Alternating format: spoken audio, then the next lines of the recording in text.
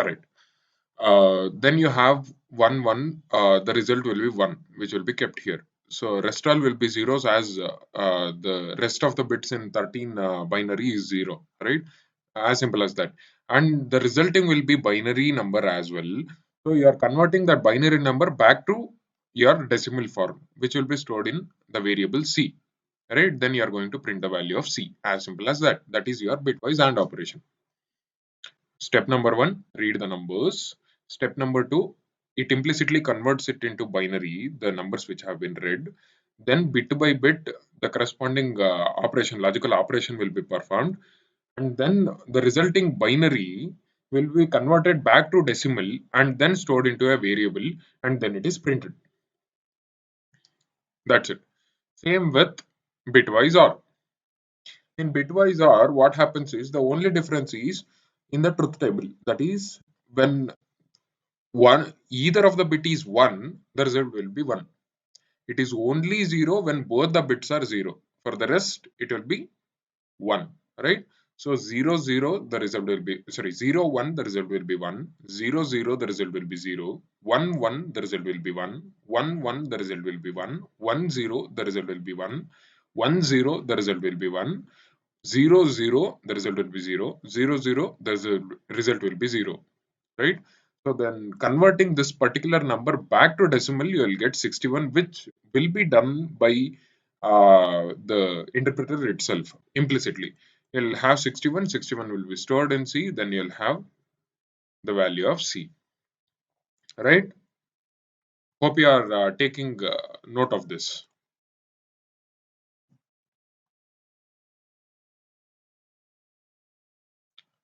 right? Shall we move to next one? Right. Next, bitwise XOR. Now, in the truth table of XOR, you might notice that when there is a change in either of the bits, if there is 0 and 1, 0 in one bit and 1 in the other, or 1 in the first bit or 0 in the other, the result will be 1. When both the bits are the same, that is 0 and 0, the result will be 0. I repeat, when both the bits are same, the result will be 0.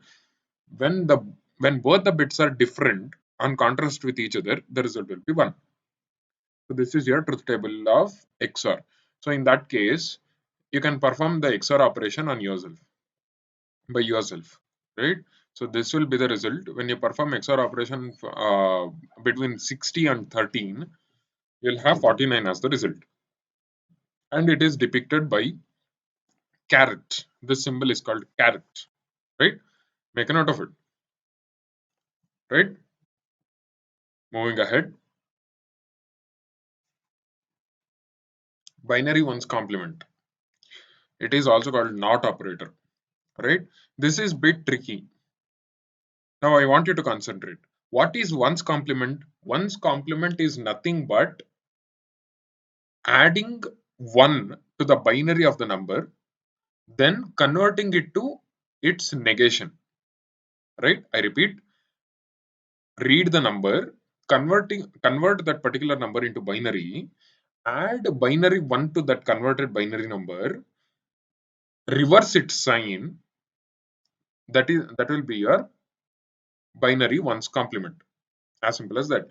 In this example, you have a is equals to 10. Converting it into binary, you'll have 1010. Not operation on that will be adding 1 to 1010, which will be 1011, and negating its sign. That will be, it is positive, it will be negative in this case. So that will be minus 11 in your output, right? Hope you are making a note of it, right? Yep. Moving ahead, you have bitwise left shift. Now it is a beautiful concept. Let me tell you, this was my interview question as well. Uh, okay, before going to that, let me explain what is left shift. Basically, left shift is nothing but you take a number from the user, convert when you perform left shift, it implicitly converts the number into binary. then it shifts its bits towards left the number of times it has been specified. If you have specified twice, right? Semicolon is unnecessary, right? If the number of shifts is 2, what it does, it stuffs 2 zeros towards its right, and rest all the binary digits will be shifted left. Hope you got it. Stuff number of zeros specified by the number and shift all the rest of the bits towards your left. That's what it is. Initially you had 00111100. I want to left shift twice. So what I'm going to do, I'm going to add 2 more zeros here and shift the rest of it towards the left of the number. So the first two bits will be lost, they will be gone, right? So once they are gone, you'll be left with 11110000, which is your 240, right? Interestingly, it is, if you shift a value by one factor, that is, instead of 2, if you would put 1 here, you are doing nothing but multiplying the same number into 2, or adding the number by itself, right? That is, if a left shift one time, the result will be 120, if you would observe, right?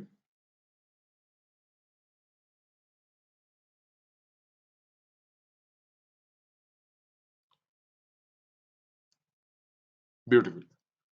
This is your 120. Okay. So in my interview, they had asked, without using addition operator, without using asterisk operator, I want you to multiply a number uh, into 2, right? Multiply the number by 2. So this is the solution. Bitwise left shift. So if you shift once, you are multiplying that particular number by 2. That is 60 into 2. That is 120 is your answer. And again, if you shift the number by the factor of 2, that is, if you are left shifting twice, what you are doing, you are multiplying that current number into 4 times. That is, current number into 4 times. Red number into 4 times. That will be 240. That is twice of 120. So on and so forth. Right? So you can write a program to read a number and print its double without using addition or multiplication operator. Right? So let's see, we have programs lined up. So hope you are making a note of it.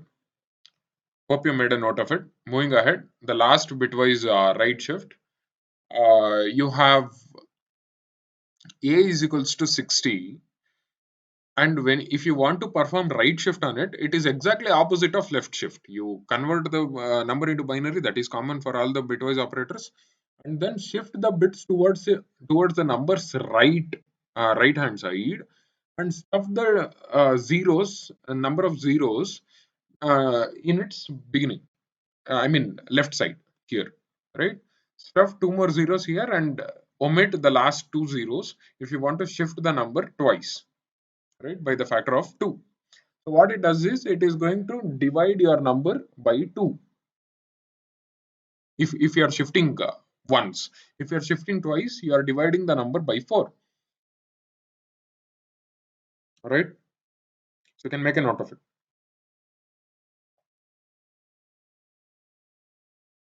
Okay, sorry, hold on. Yeah, now you can make a note of it. Hope you have made a note of it. Doubts? Anybody? If you have doubts, please type the doubts in chat box. If I'm too fast, please tell me now. I'll slow down. Any bitwise operator you didn't understand? Yes. Okay. Now let's go ahead into program. Let's write a small program. Hope you are ready with your VS Code. Hope you are ready with VS Code, right? So having said that, let's move ahead with this program.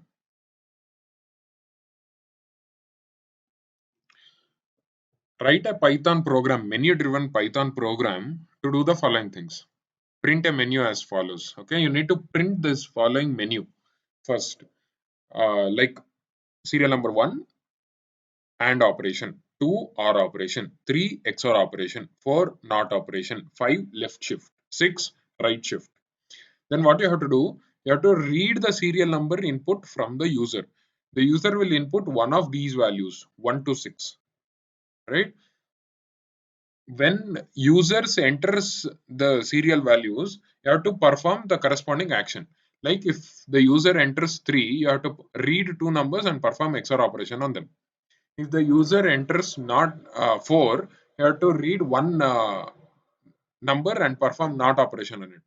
If the user reads, if the user enters 5, you have to read two numbers and perform left shift, right? So on and so forth. So if user enters any other value other than these, you please print invalid input and exit the program. Hope you got the program. You can take a snap of it, or after the session I'm going to share the PDF PPT. However, yeah, hope you got the question. Read the question if you didn't understand, or place it out in chat box. Okay, now let's start solving the problem.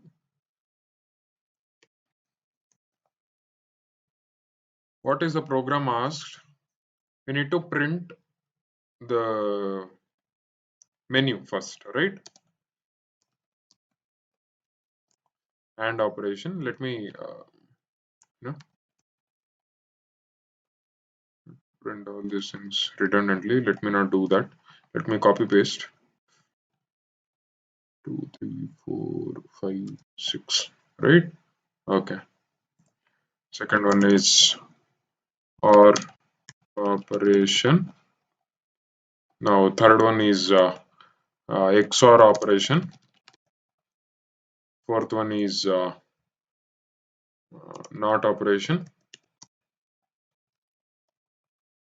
Fifth one is left shift. Sixth one is right shift. Right? So having done this, I need to read input of choice of user is equals to int of input. Input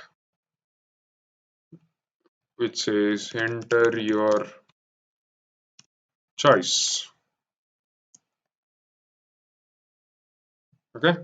If choice is greater than 6 or choice is lesser than 1, print invalid choice.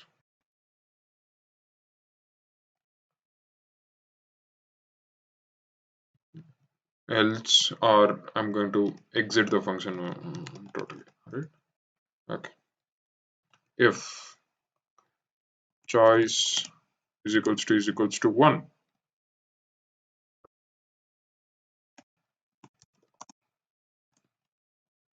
right? Okay. What should I do? I need to read a, that is of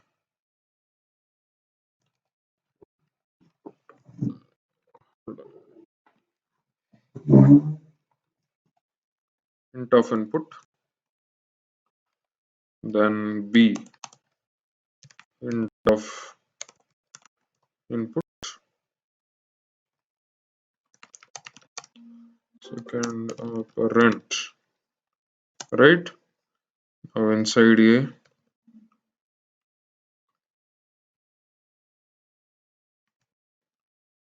enter the first operand, right? Now what I need to perform? I need to perform AND operation on them. Print a and b, as simple as that, right? Elif choice is equals to 2, a. Okay, I'm going to copy paste the same thing.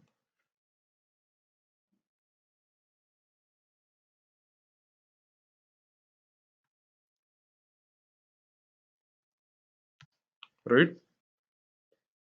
Print A pipe B. Okay, so on and so forth. This is your solution, right? Can't see my VS code. Is it visible now? Is my VS code visible now? All right. Let's see if it has worked out, right?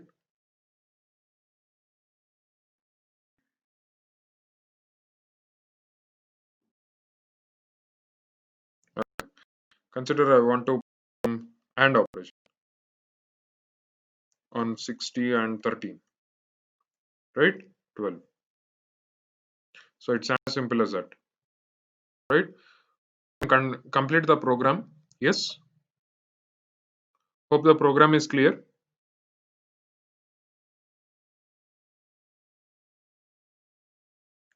Any doubts in the program, people?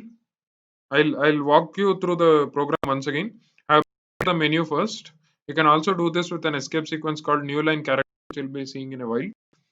Then I'm trying to read choice of the user at line number 7. Then I'm checking the choice whether it is valid or invalid.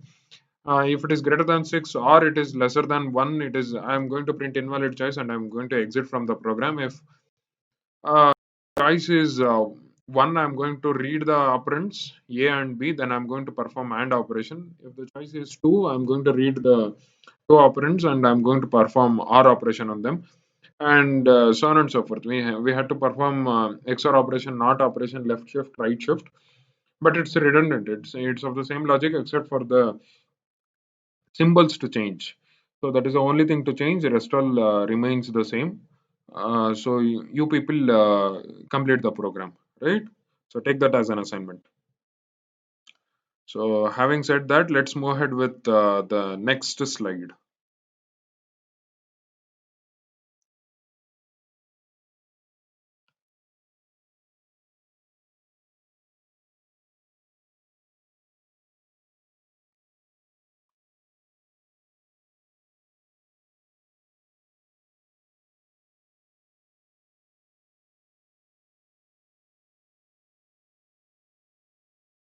Right?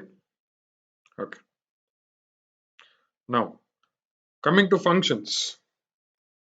So that's all about bitwise operations. Now let's come to very important topic, one of the most important topics in Python programming, or for that matter any programming: functions. Functions, how to define it? A function is a block of code which only runs when it is called. Fair enough. When you call it, a function has a name. And it can accept parameters. It can return values. So it gets executed only when it's called. It is like a block of code, only a set of instructions, a set of sequence of instructions. Right.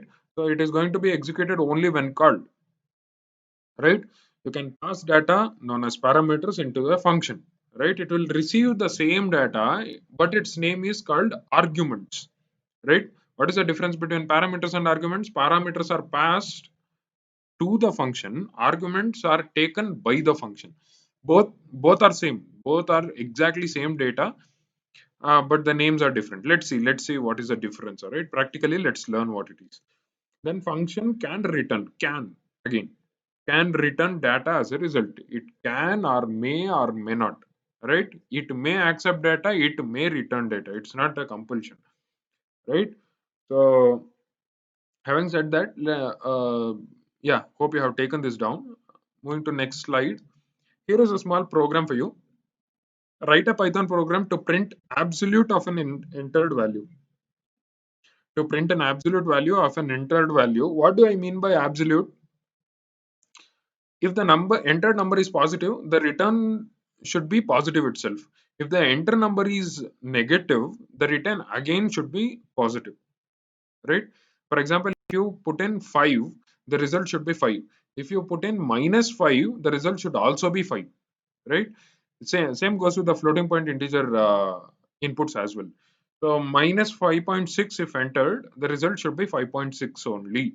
If the input is 5.6, again the output should be 5.6. So yeah, Without if you know an inbuilt function which does this, please don't use. Without using the function, I want you to write a Python program. Let me see who does this first.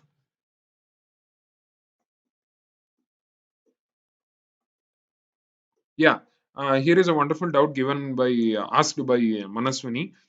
She says, why can't we just use AND operator? See, there is a difference between logical operator and bitwise operators. Please do understand there is a difference. You are evaluating the expressions given to the logical operator. It returns either true or false. But bitwise operators, what they do, they convert the entered operands into binary, then perform AND operation or any such operations bitwise. So yeah, they're not going to take expressions as operands, right? They're going to take values as operands. That is one thing,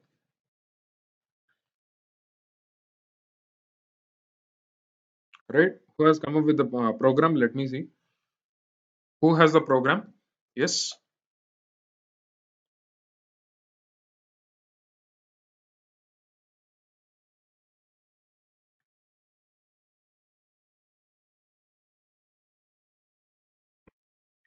Soundarya has given a solution.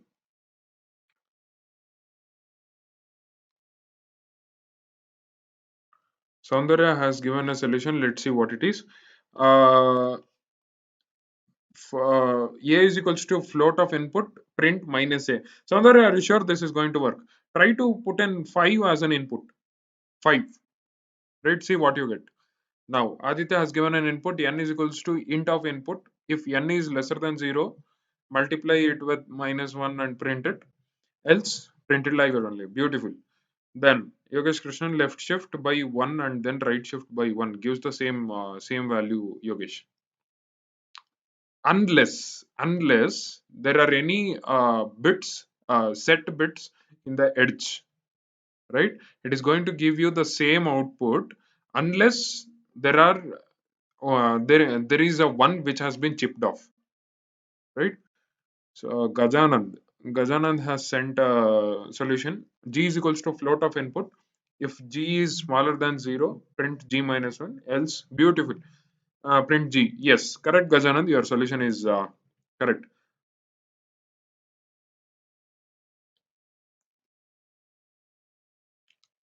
Anybody else?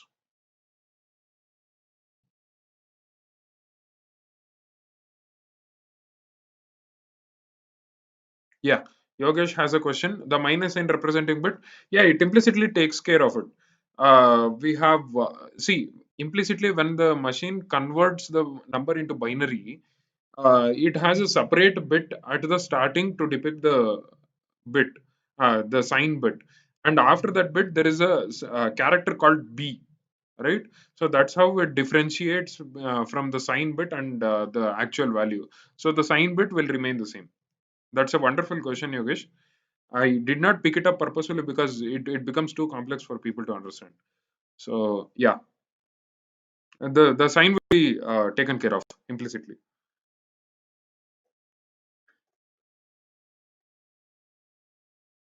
All right, Shubhangi has given the solution. A is equals to int of. Okay, Shubhangi, I want you to enter 5.6.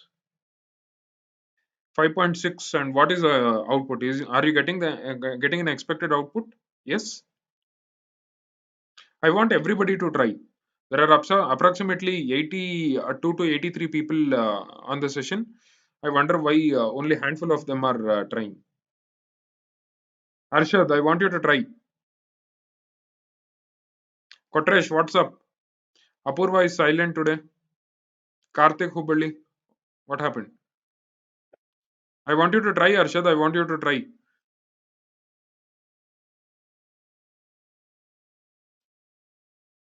Amit has given a solution. A is equals to float of input. If A is smaller than 0, print. Okay, right. That is also a correct uh, solution. Okay, let's see the solution, people. Shall we? Yes.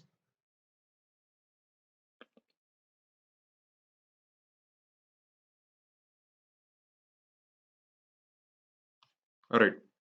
Okay. Now let's try to solve the problem. Now we had an absolute value. I want an a floating point number to be read. It possibly it can be float or an int, right? So what I'm going to do, I'm going to read the number. Num is equals to float of input, right? Then if num is smaller than 0, what I'm going to do, I'm going to print num asterisk -1. Else, what I'm going to do, print num. As simple as that. Okay. So when I execute this, uh, -5 will be 5, right? If I want to print just 5, I need to know whether the given number is int or float. So how do you do that? How do you know if the given number is int or float? I'm going to take num1 is equals to num. This was an assignment question. Num. So okay, one second. Int of num, right? So if num1 is equals to num, then it means that it is an integer, right?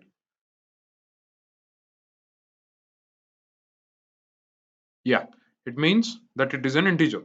So what I'm going to do, I'm just going to print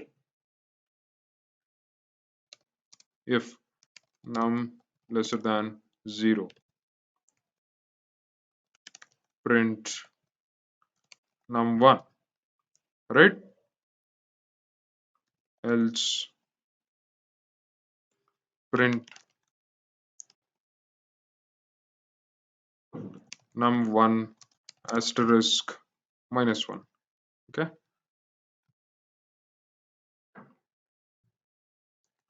So in this case, what I'm going to do, else, and I'm going to put an indentation, right? Let's see how this works.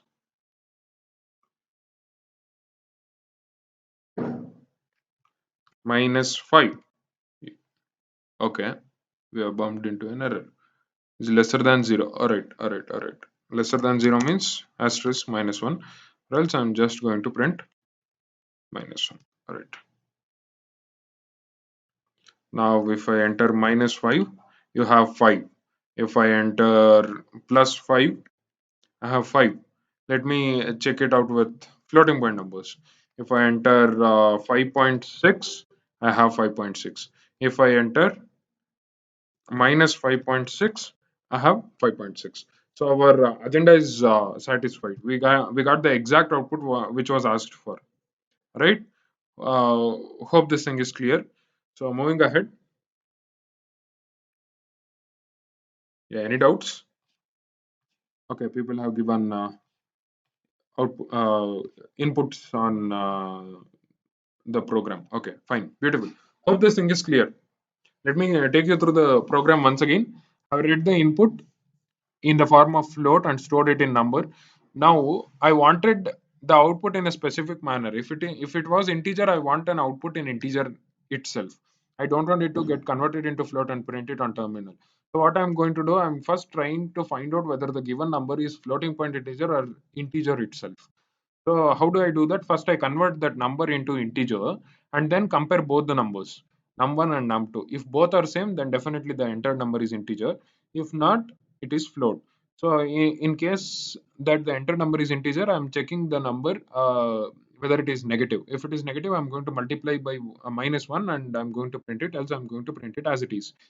Else, what I'm going to do, if number else in the case if the number is float, what I'm going to do, I'm just going to check whether the number is lesser than 0 and multiply the number, entered number itself by -1, the floating point number.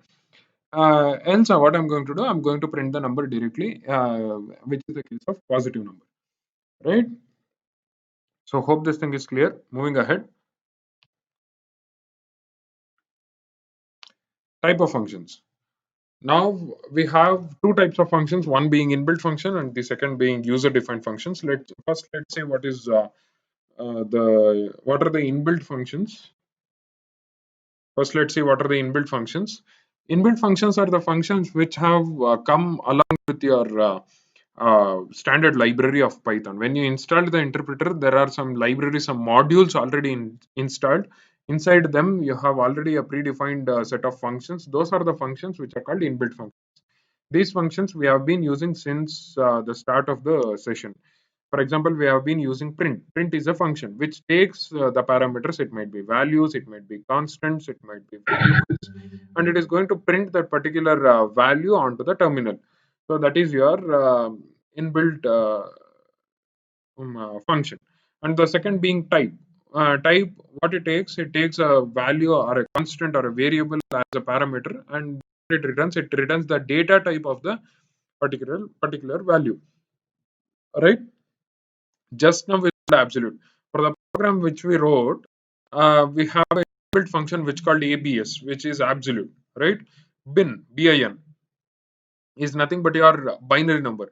It takes in the decimal values and then it converts the decimal values into binary. And what it is going to return? It is going to return the binary equivalent of the parameter being passed in the form of string. I want you to make a note of it. It is going to return in the form of string. Okay, let me give you a demonstration on that. You have a is equals to 10, right? Then you want to print the binary equivalent of it. Then you have to do bin of a, right? So let me go ahead and save it and try to print it. So here you go. This is your equivalent of 10. Yogesh had asked a doubt. What about the sign bit? Sign bit, as you can see, it is differentiated by a delimiter called b, right? As I said before. So the left side towards the b is your sign bit, and the right side is your actual binary representation.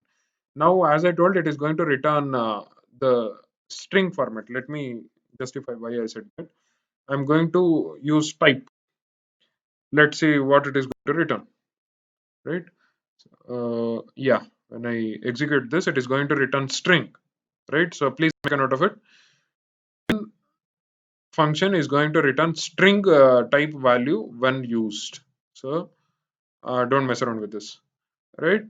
Now I left out ID. See, what is ID? ID, I can call it as a cheap hash function.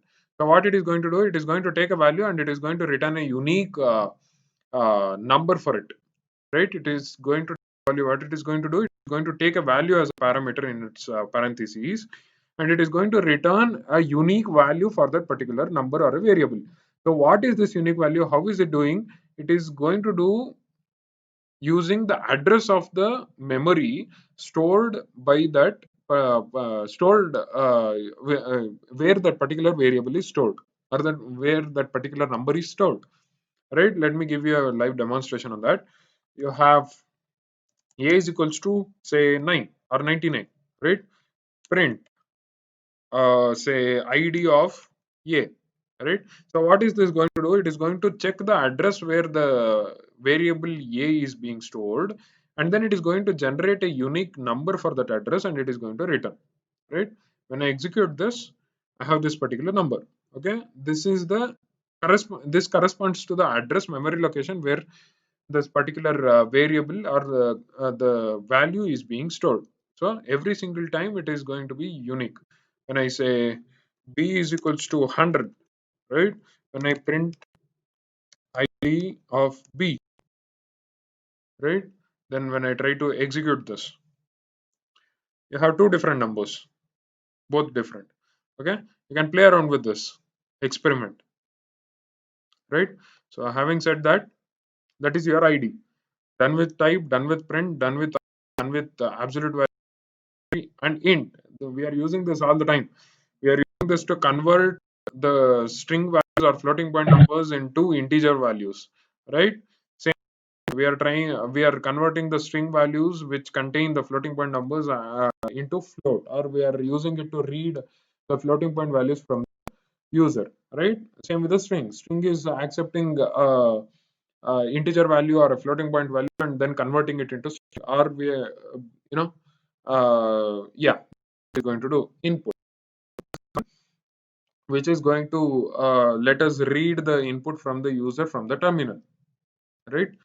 Yeah, there are so many numerous uh, you know functions available inbuilt. So these are only some of them, just to give you introduction, right? So hope this is clear. Any doubts on functions? Anybody have doubts on functions? I request you to please. Okay, Arshad has, why is id used, like where is it used? See, the when you want to create a unique value, right? When you want to create a unique uh, value corresponding to one value, you learn about hash functions, you learn about hash tables in cryptography. That's exactly where it is used. And yeah, it is subjective to the application, right? So yeah, Vastav has, will you please say about float again? Definitely. Float, let me give you a live demonstration of that. Why do you use float? You use float predominantly when you want to read the floating point numbers from the user, right? When you want to read a number a, which has which has to store a floating point number, I'm going to use float of print. I sorry, extremely sorry. Input, right? So what it is going to do, it is going to read the value from the user using input function, which is, as I said earlier, it is of string data type. Then what it is going to do, it is going to convert that particular string input into floating point value. Then it is going to store in the value a, I mean variable a. It is basically accepting a string value, and then it can also accept integer values, just that it is going to add a decimal point and a zero value at the end. So that's what it is doing. It is accepting integer values, it is accepting string values into it, and then it is going to convert it into floating point numbers. Let me give you a live demonstration of that. Say print. Okay, what is happening? Print float of, say, 0.66, right? So I'm giving 0.66, which is a string value, into float. When I try to print it, it will give you the floating point representation of it, right? So if I give an integer, say 5, right? When I try to execute it, it will give 5.0, right? That's what it is doing. So yeah, any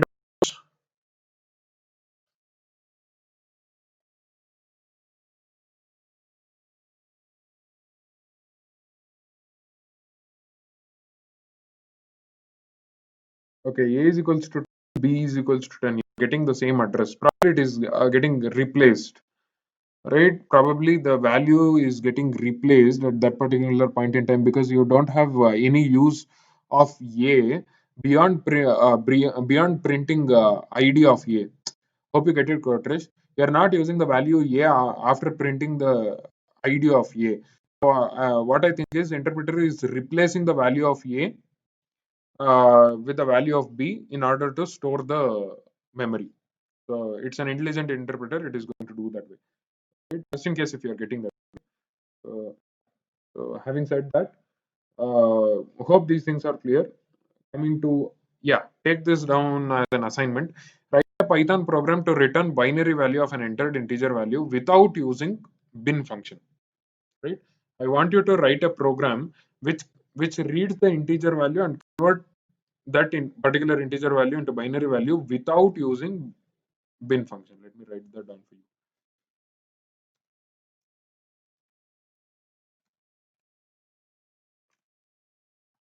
Right? So hope you have taken this down.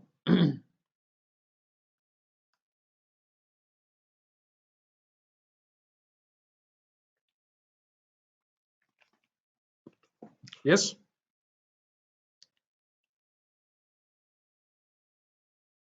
All right. Next, math functions. These are some built functions which are written in the module called math. There are multiple modules implemented in Python in build. So in order to use those implemented modules, what you need to do, you need to use the keyword import. Right? When you use import, you're importing that particular module onto the function. You're telling the interpreter that, boss, there is a module in your library called math. So please import that module. I'm going to use the functions of these functions of that particular module in my program. Okay, what are some functions in the math? You have log to the base 10 function, which reads the value and gives out the log to the base 10 value of it. So how to call it? You have math keyword, math module name, sorry, math module name, followed by a period, then followed by the function name, then followed by a pair of parentheses, inside which you are going to read the values and convert and perform the action, right? So I'll repeat again. You are going to mention the module name, then you are going to follow it by a period symbol. Then what you are going to do? You are going to write the function name followed by a pair of parentheses, inside which you are going to place the arguments, right? Same with sign, math dot sign. You are going to put in a value, degree value, and you are calculating the sign value of the particular degree. Same with math dot cos. Same with, and here comes the constants. So you don't have to. There is no rule that the modules should contain functions itself. It can also contain values. It can also contain the constants placed in variables. So how do you access that? You access using the same procedure, module name period, the constant name, that is pi, right? You can retrieve the value of pi. Then the most used in programming, square root, math.sqrt, right? So it is going to read the value, integer value or floating point value, and then calculate the square root of it, and it is going to return a floating point number, right? Most of them in math will be having floating point return value itself. So let's see an example of square root, right? Import math, right? So say, okay, first let's see how to calculate the area of a circle. So how do you calculate the area of the circle? You first have to read the radius of the circle. R is equals to say float of input of the parameter which I'm going to place as enter the radius the circle whose area you want to calculate, right? Beautiful. Now how do you print the area of it? Print, what is the formula of area? Pi r square. So how do you access pi? Math dot pi asterisk r asterisk r, right? So yeah, let me go ahead and run it. Say 5. This is my radius. Oh, hold on. Area. Okay, let me put it beautifully. Uh, the area of the circle with radius so and so is so and so, right? Dot format, and this will be enclosed in pair of parentheses. And first you'll be having the value of radius. Okay, so let me go ahead and execute it once again. That will be 5. Okay, okay, radius is not there. Okay, you have r, sorry about that. You have, okay, now I'm going to enter 5. Here you go. The radius of the circle whose area you want to find is 5. The area of the circle with radius 5.0 is 78 point so on and so forth, right? This is your function. Okay, I want you to write a function, write a Python program to calculate the circumference of the circle. I repeat, I want you to write a Python program to calculate the circumference of the circle. Hope this program is clear.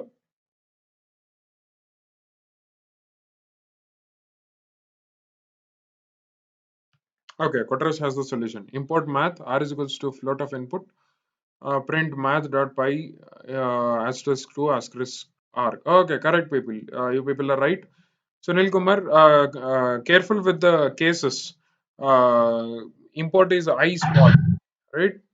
Okay, Naima has got it right. Archana has got it right.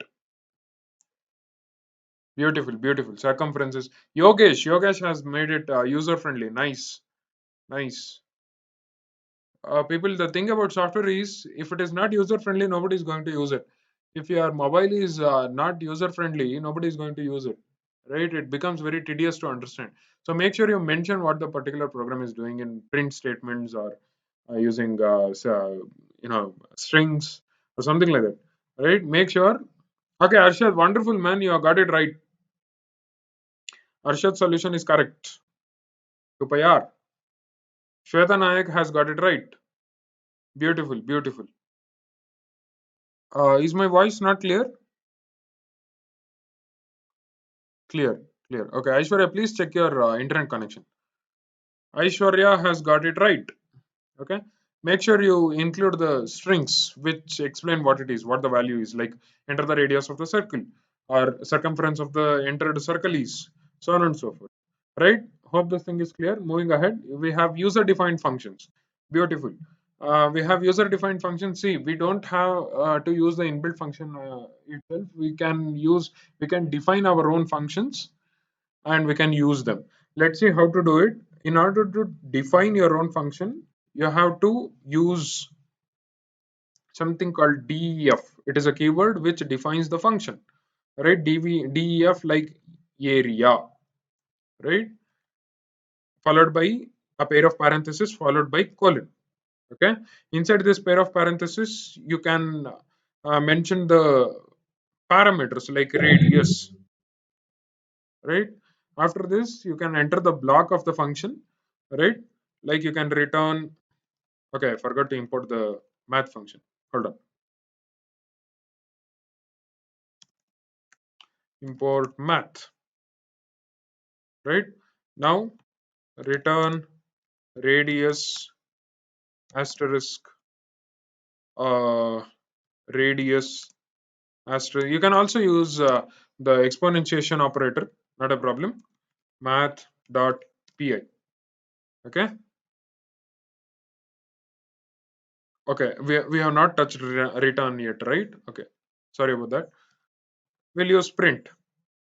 Print the the area of the circle with radius so and so is so and so dot format radius comma at the end. Okay, beautiful.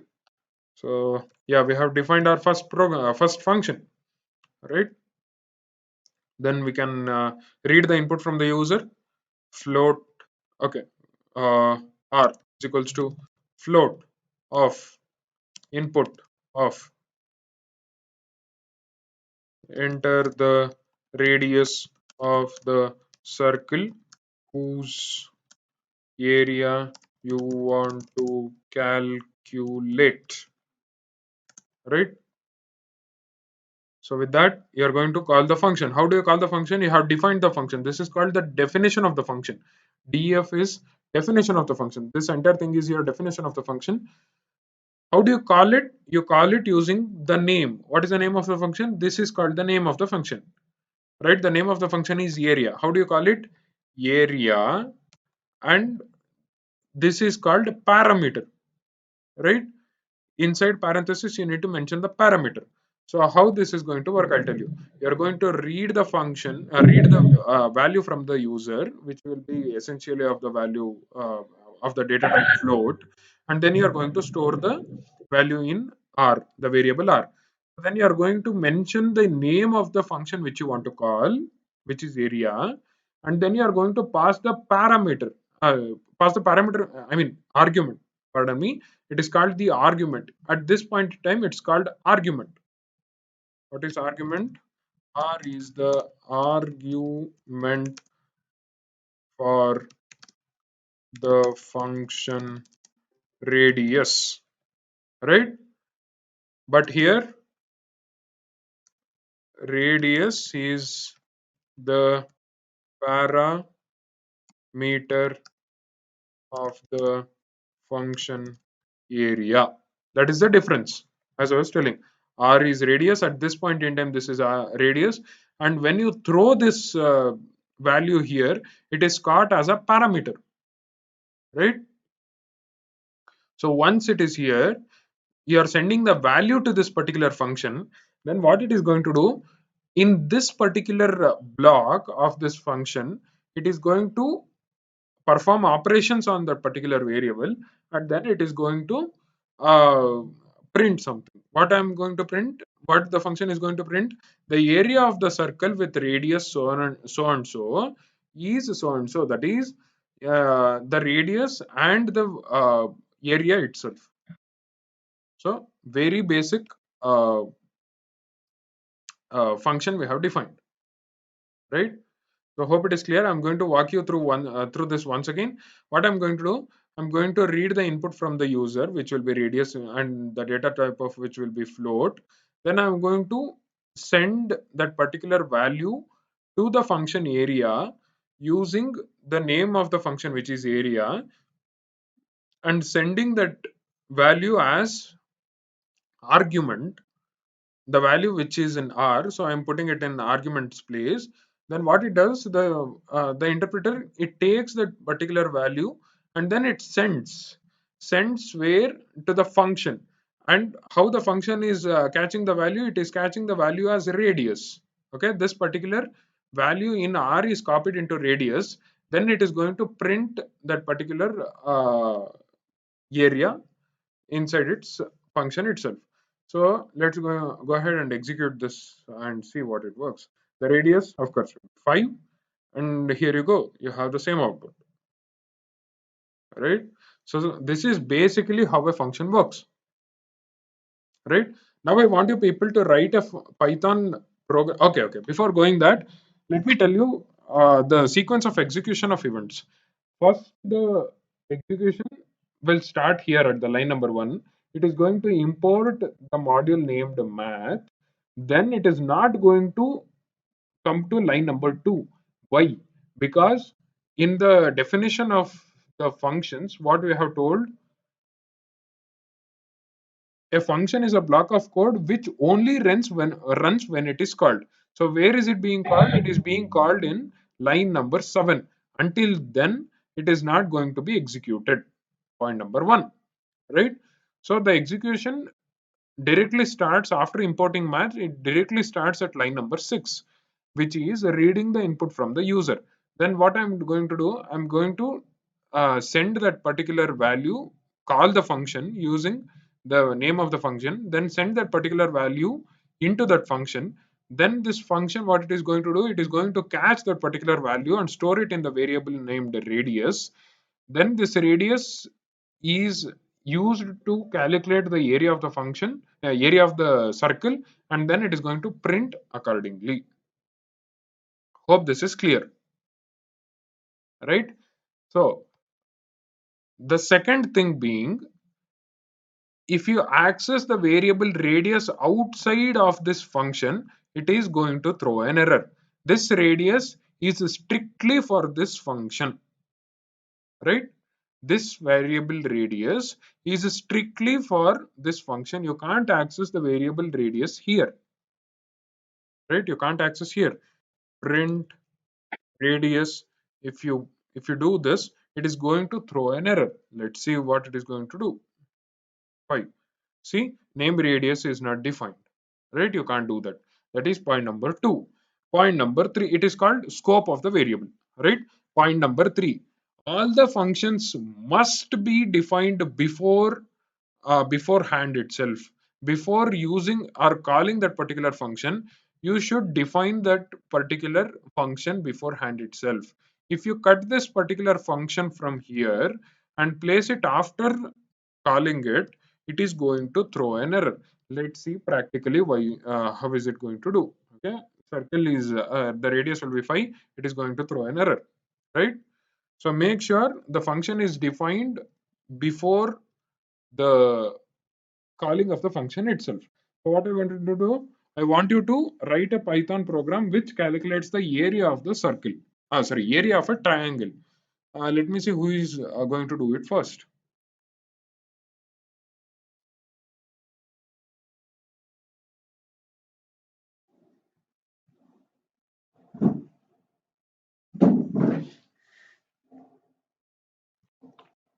Okay, what do we have here? Aditya has got it. Okay, right. Aditya's solution is right. Naima's solution is right. Beautiful. Shweta's solution is right. Correct. Aishwarya's solution is Aishwarya. Please check your solution. Ashwini's solution is right. Correct. Okay. Now let's see how this. Okay. Now define one more tip for you. Please use the way name of the function corresponding to the operation which you're doing. If it is calculating the area of triangle, it should be like triangle area, something like that, right? And base comma height, right? I need two parameters, so I'm going to use it. So print the area of the triangle is triangle with base and height is this, right? Dot format base comma height comma 0.5 asterisk base asterisk height, right? Now base is equals to float of input of enter the base of the triangle,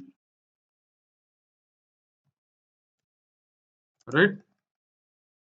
Now height float input enter the height of the triangle, right? Going ahead, now I'm going to call the function triangle underscore area will be base comma height. That's it. Now I'm going to go ahead and call the function. So if the base is 2, height is 2, the area should be 2. So that's what I have got. Right? As simple as that. Very simple. So having said that, I want you to write a function which, okay, before going to that, there is something called PP8. Okay, latest version is 8. PP is nothing but your standards to write the program, Python program, to increase readability and maintenance. So one of its suggestions, I mean, basically it is guidelines how to write a program.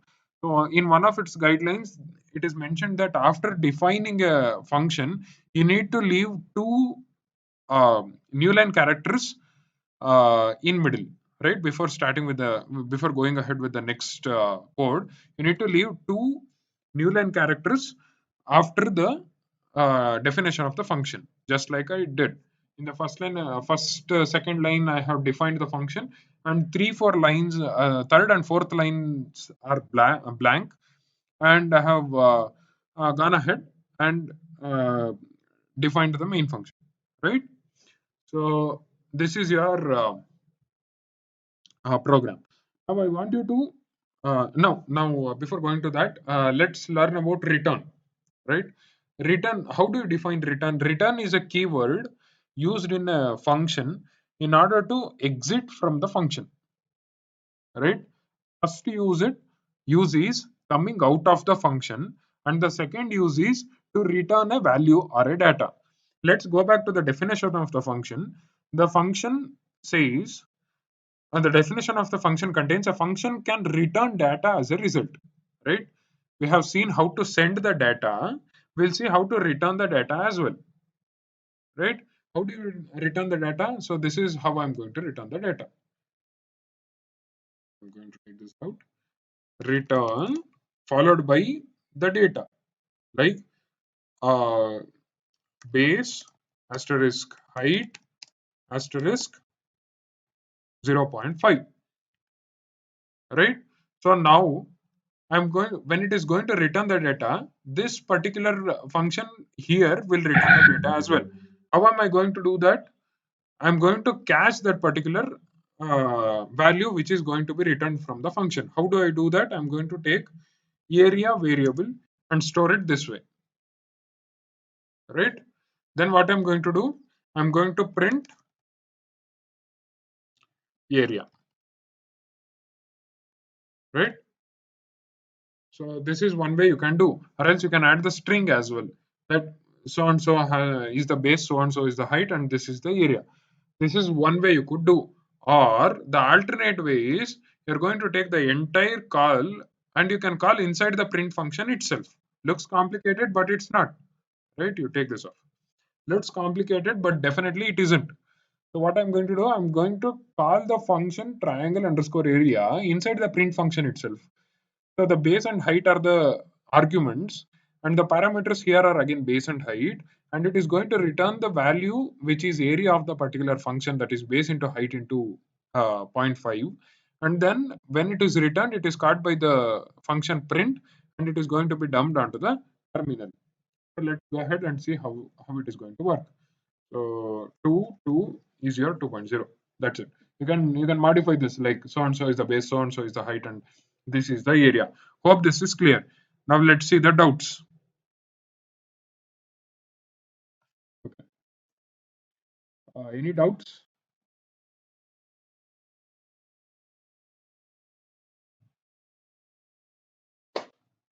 Doubts? Doubts? Doubts? Sorry, can you explain once again? Sure, no problem.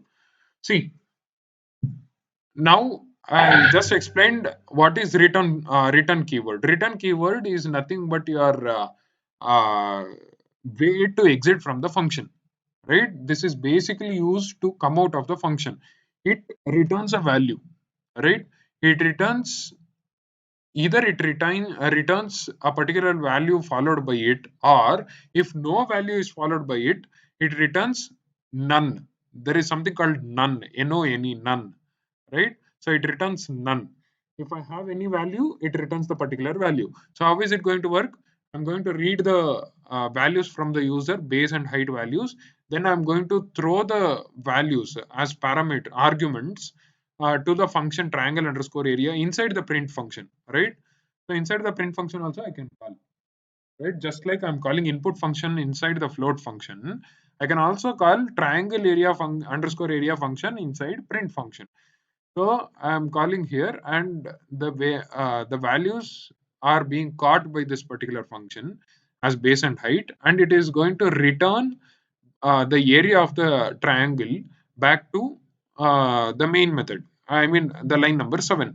So when it is returned, the value is caught by print, and then it is going to dump in the console, just like you can see in the output terminal, right?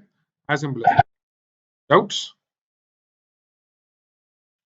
How do you return multiple values together? There is something called lists, there is something called tuples, there is something called dictionaries, uh, uh, which is going to help us, right?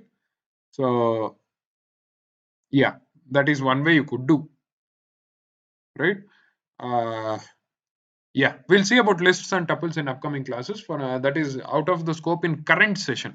We'll see in probably next or the next session, right? So yeah, let me define one more sort of function, like define print underscore hello underscore world. So this accepts nothing. It is just going to print hello world. Then it is going to do what I'm going to do. I'm going to call it. How do I call it? I'm going to call it using print underscore hello underscore world. So that's it. It is accepting no parameters. It is returning no nothing, and it is just going to print hello world. All right. We have a small error with this. Let's see what is there. Oh, sorry, we missed colon, right? Yeah, sorry. Yep, colon. It is accepting no arguments. It is not accepting anything. It is just accepting. It is not running anything. It is just going to hello world. As simple as that. Okay. Such things are such functions also exist. If you put return in this place, can anybody guess what will be the output?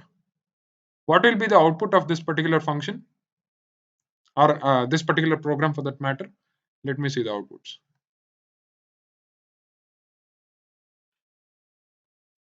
No output. Arshad, why do you think there will be no output?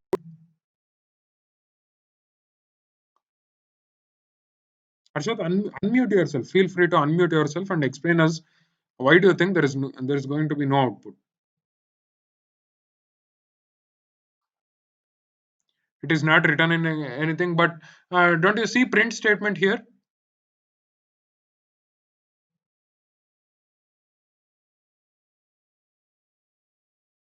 Right, exactly. Thank you, Arshad. See, we are returning from the function before the particular line is getting executed itself, right? So for that reason, this particular line is not going to get executed, coming out of the function, and we are going to have no output, right? So yeah, let's test one more thing. When it is not returning anything, let's see what is the type, right? Print type, right? When I execute this, you have none type, right? You have none type. When you don't return anything, there is something called none type, which is the data type. So that is being returned. So having said that, here is what I want you to do. Return, yeah. Here is what we are going to do. I want you to write this following function, following program. Write a program to print. Okay, we have done that, right? Oh, sorry. Okay, user defined function is done. Now, program. Write a function to take number as a parameter and print each digit in the next line. Right? I want you to write a function. Okay, first I want you to read the input from the user, an integer input. Then I want you to send it to a function. What does that function do? It function takes that particular number and prints each and every number in new line. Right? Let me make it easy for you. Print this 4, 3, 2, 1. I want you to print this. This is easier version of it.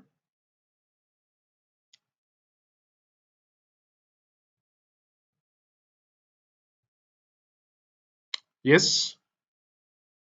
Let me see the. This is a bit tricky question. Tricky question. I wanted to use functions for this.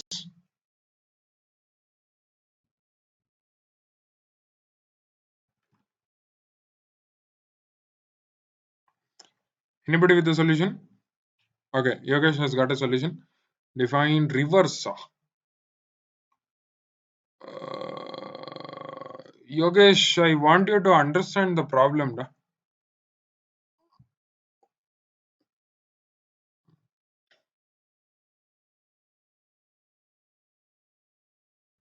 Oh. Okay. Nice. Nice. Okay. Sorry about that. Okay, that's why I tell you. Uh, use your function name wisely.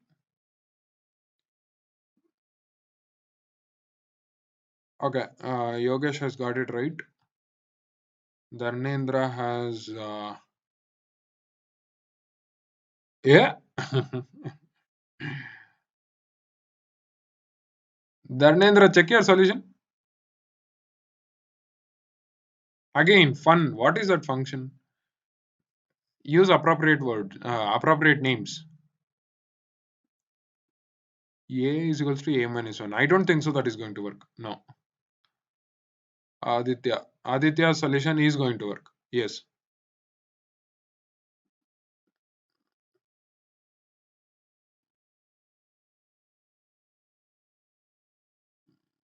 All right.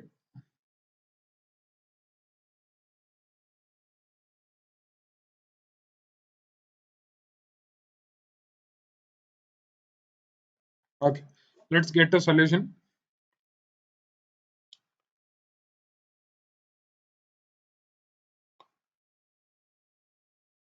Right. Now you have function. Define print reverse.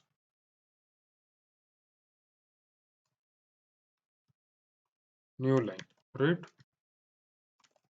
Say number. Okay. Now while number is greater than 0,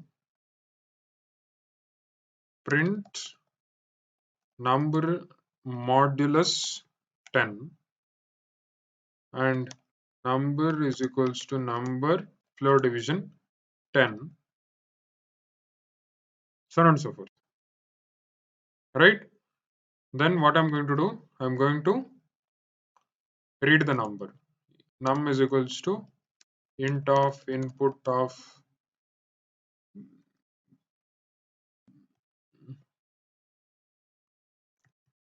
enter the number. Right? Then what I'm going to do? I'm going to call the function print underscore reverse underscore new line. Right? Then okay, let's see whether it is going to work. Execute. Now you have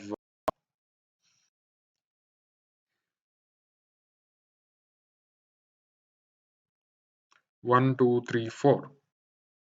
Right? 4, 2, 3, 1. There you go.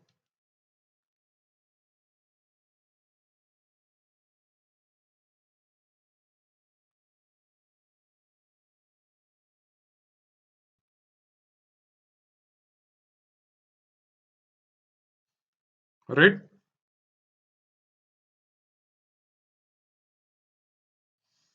Nice. Now let's go ahead and figure out the program.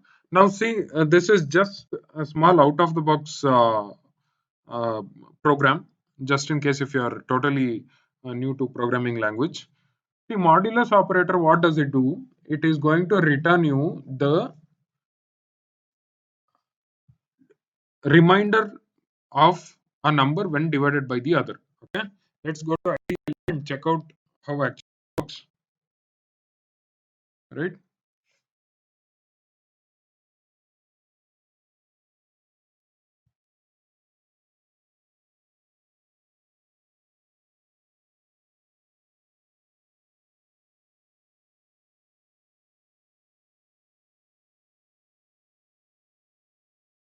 Okay, I don't know why it is taking so much time.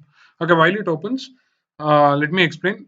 Okay, thankfully it has opened. Okay, see, 3 modulo 6 will give you 3, or for the matter, 3 modulo,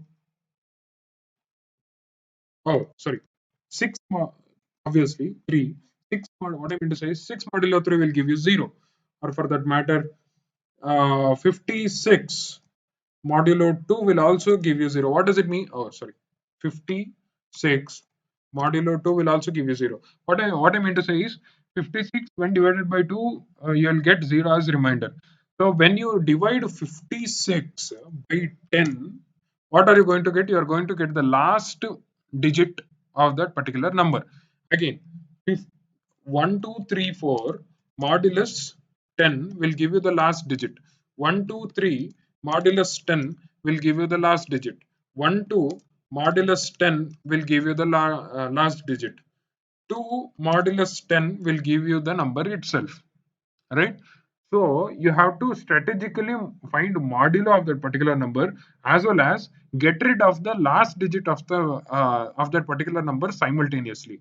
How are you going to do now that you have got the last digit of the number using modulo function? How are you going to eliminate that last digit? That during for this particular reason, you are going to use floor division, right? So 1, 2, 3, 4 floor divided by 10 will give you the rest of the number. The last digit will be eliminated and the rest of the number will be returned. 1, 2, 3 floor divided by 10 will give you the rest of the number except for the last digit. So on and so forth. There is one more way of doing it. 1, 2, before that, integer of 1, 2, 3, 4 divided by 10 will also give you the same value. You are not going to use the simple division because it is going to give you the floating point number. That's the reason why you are not going to directly use the simple division as you do in C program. Just in case if you know C program, that's the reason why you won't use that, right? So this is one thing I would like to say. And let's see how to strategically use these two concepts to get the output what we want. Now in this, you are going to read the value in line number 7. Then you are going to call that particular function at line number 8. The function is going to catch that particular argument as a parameter in line number 1. Then what you are going to do, you are going to take that number and put it in while loop and put in condition as number until and unless it runs to 0, right? So what I'm going to do, I'm going to print the last value of that particular number, and I'm going to floor divide that particular number in the same iteration. So what it does, I'm going to print the last digit, as well as I'm going to eliminate that particular printed last digit in the same iteration, leaving with the num value containing the rest of the digits. As simple as that, right? So this is how you execute this program.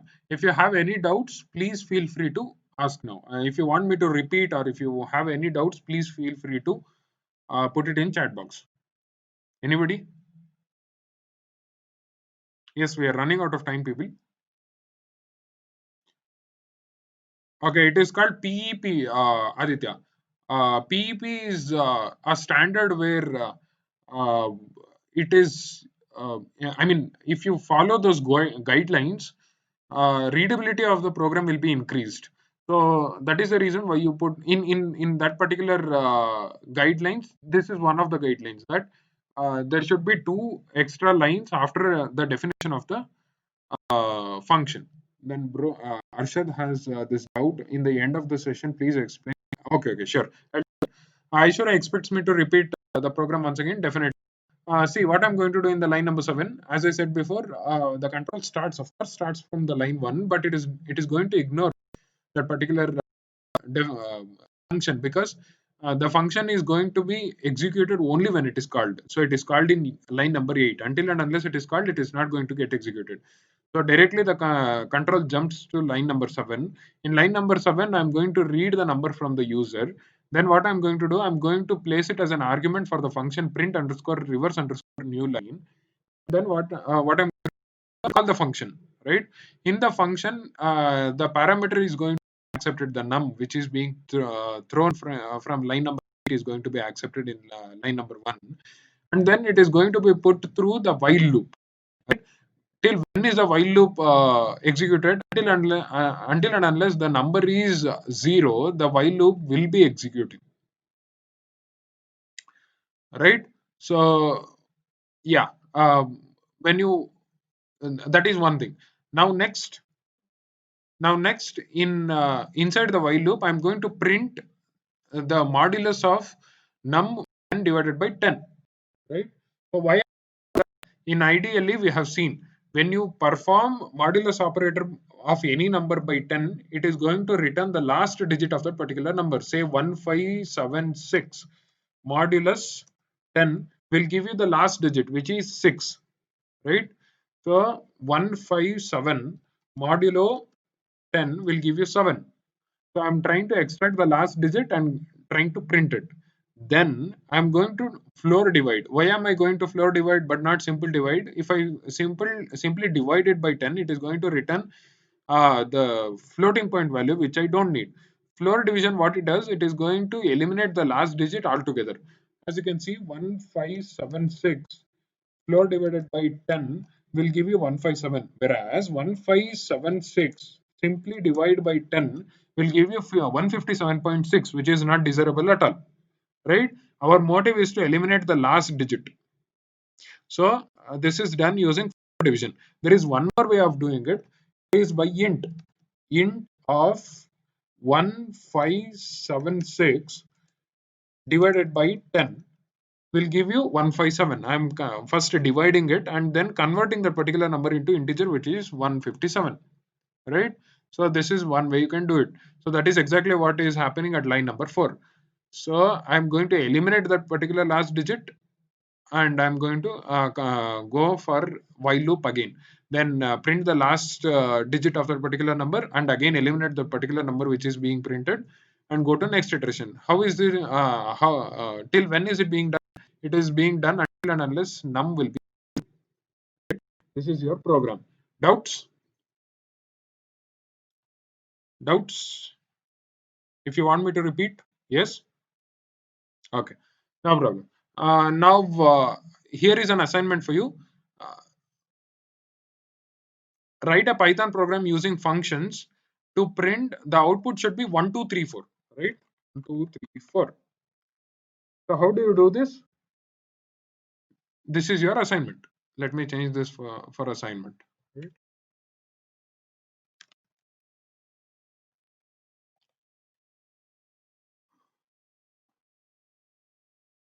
Take this down. The same program, but I want you to print it in print it as 1, 2, 3, 4. Right?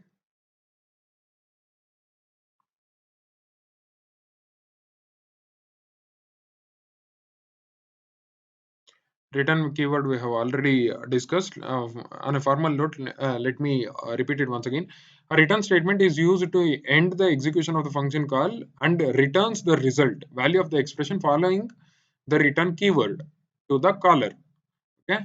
The statements after the return statements are not executed. If the return statement is without any expression, then the special value none is returned. Right? We have discussed this. Then here is one more program, the last program for the session. Write a function to accept a number and return true if the number is prime, false otherwise. Okay. Write a Python function to return true if the given number in the parameter is prime. If not, you please return false. Okay. Let's see who does this.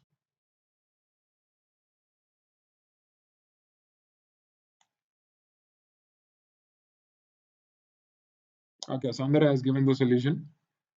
Now n is equals to string. Oh, oh, nice, nice, nice, nice. Saundarya has done it. Okay, beautiful. Shout out to Saundarya. She has converted that particular number into string. Then she is printing the string one by one. Beautiful. Can you do that without using string operations, Saundarya? You can also use string reverse and then carry out the same operation. I don't want to do that. I want you to not use a string function and simply using arithmetic operations. I want you to print